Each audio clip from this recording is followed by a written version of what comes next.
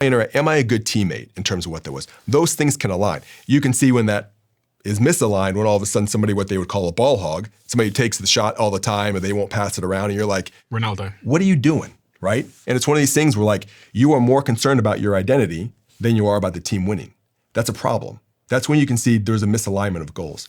Or something that's even more simple would be, let's say you're in a meeting with a boss or a colleague, and it's a pretty important meeting. You're trying to close a deal, and your boss says something that's wrong.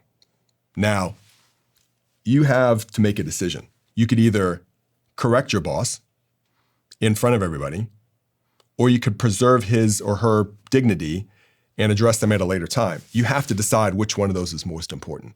You have to understand your purpose of being in that meeting, because maybe I could let this go. It's not that big of a deal. Because if I correct my boss, this may affect my relationship with them at a later time. This could ruin my career in terms of being transferred or not being on a project. So when you're looking at goals, you have to understand what the overall objective is. It becomes, Stephen, especially in emotional conversations, it becomes really easy to get distracted, really easy. So I go into that conversation with my colleague who is problematic. My goal with them, let's say, is to get them to stop. I'm actually thinking about earlier in my career when I used to work in call centers on the phone. And there was one particular lady that sat next to me that was always a little bit rude and always put me down a little bit patronizing.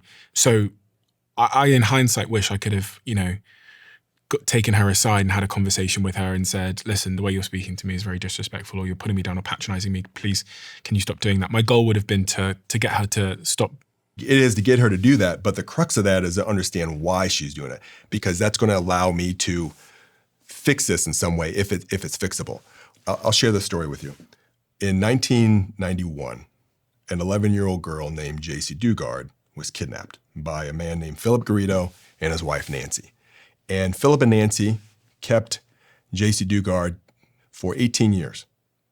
He fathered 2 children with her, one when she was 14 and one when she was 17. And in 2009, they found her and him at Berkeley. They arrested him, arrested his wife. 2011, he was, tried, convicted. 3 years prior to that, there was a young girl named Michaela Garrett who had gone missing, never been found, in a county over, west of El Dorado, in a county named Alameda County. There was a lot of suspicion that Philip was the one who did this as well. And one of my colleagues was the prosecuting attorney for El Dorado County, California. His name is Vern Pearson. And Vern said, I'd like to close this or get some type of understanding. Can you go and interview Philip? So I looked at all the information on Philip. He had written a manifesto in terms of how to cure pedophilia. And I went to Vern, I said, all right, let's go do this. And he goes, what do you need, like a day, a couple of hours? And I said, I need 4 days.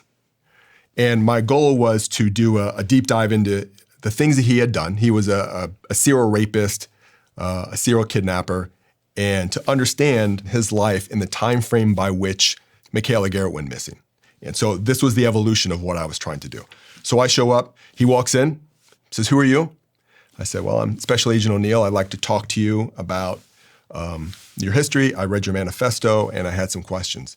And he said, when they told me I had a visitor, he goes, I wasn't going to come in. He goes, but the angels on my shoulder tell me that this would be a good talk. So he said, let's do it. We talked in detail every day for probably 8 to 9 hours. They brought him food. And the end of each day, I would say, Philip, I will be here tomorrow. If the angels on your